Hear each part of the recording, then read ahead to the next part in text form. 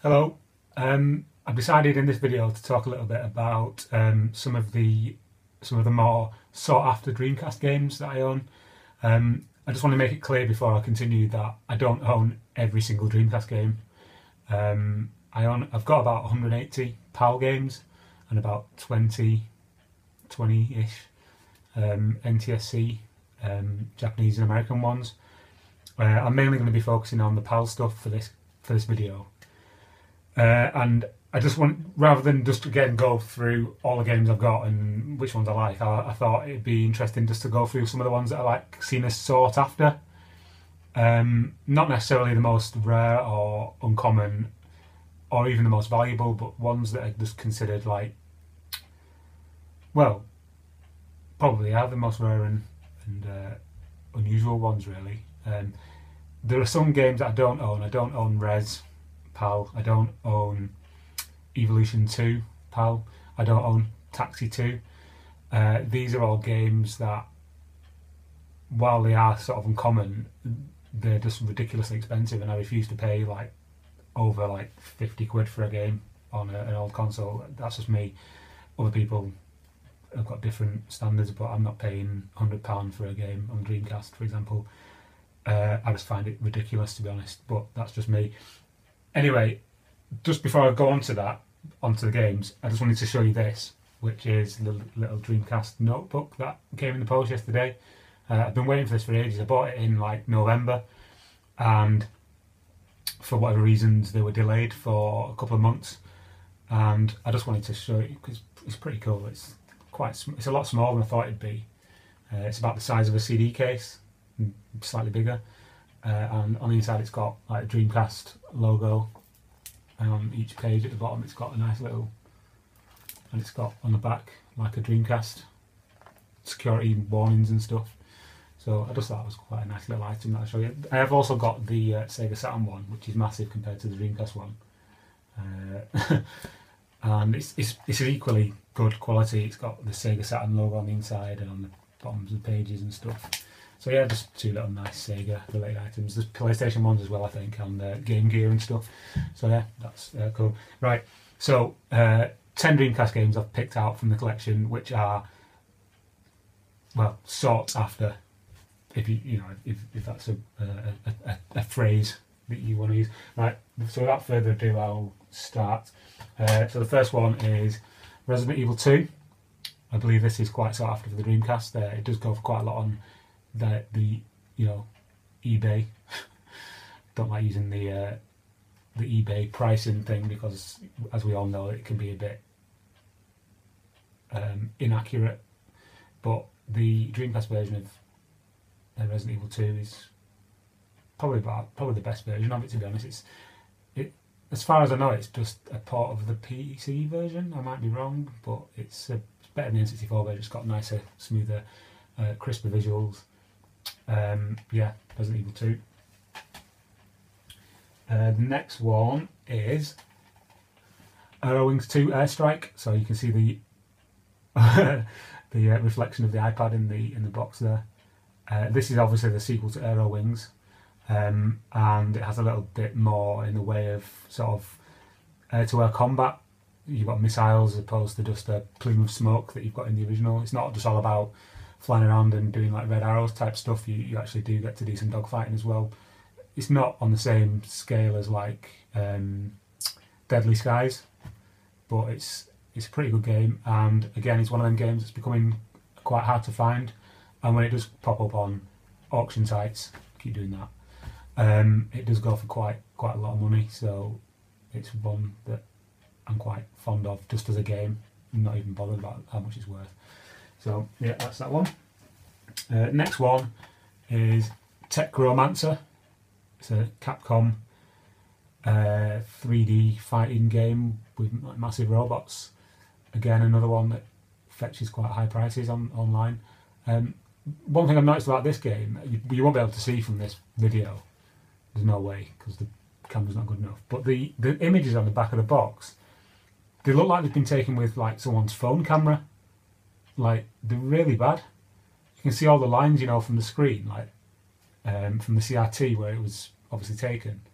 It's a fun game though. It's as I said, it's a big sort of like animated robots just beating each other up. It's kind of in the same vein as like Rival Schools. That's another one I haven't got in PAL, but did have once and got rid of it years ago. Idiot. Next, Monaco Grand Prix. It's not the standard one, it's the online version. It's practically the same game as the first one, but it was a late re-release. This one came out in 2001. It just had it had a completely different front end.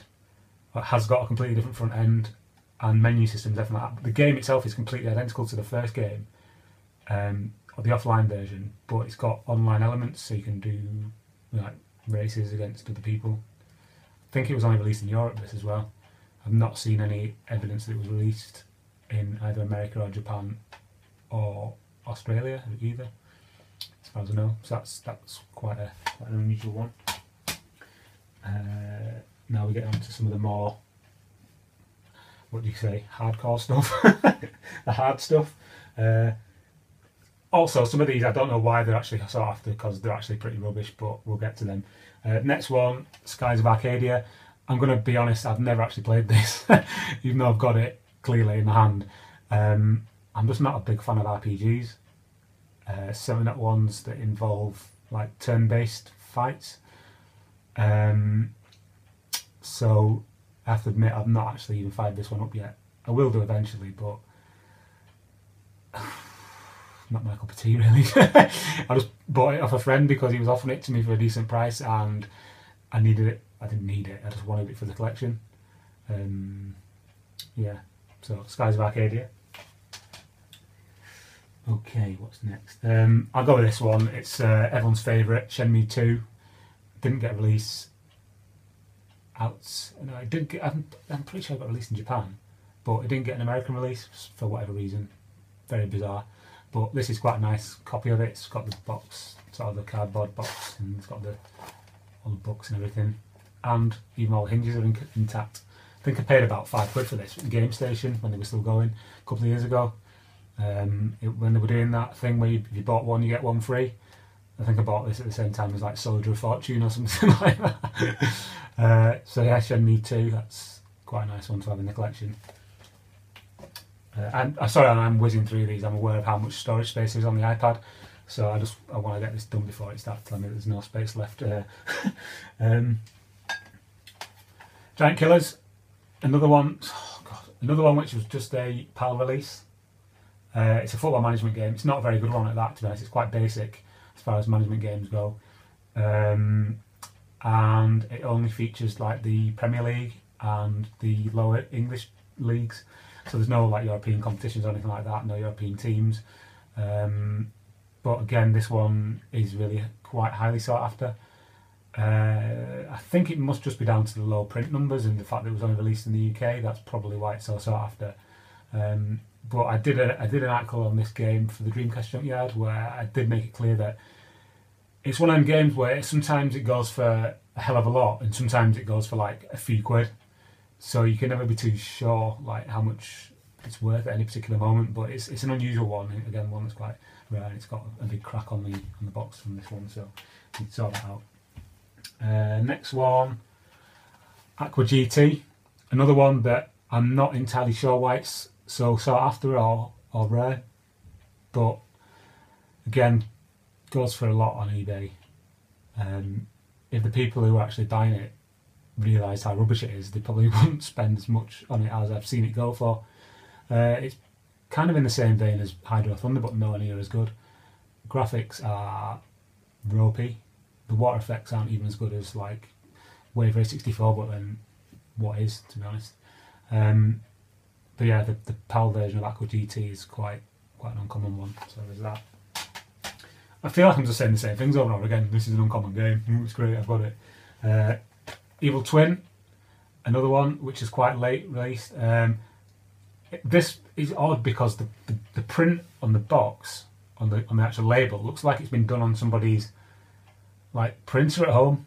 Like you can't tell from this video again because the quality's not good enough. But God, that's hard, isn't it? It's like an infinity loop.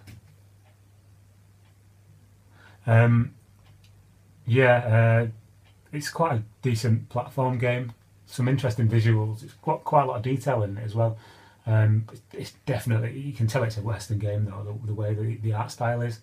The cutscenes are absolutely horrific as well. They're really bad because they use the in-game engine to do the cutscenes, and it's just awful. Like, I know it came out in like 2001, but Jesus, it's so bad.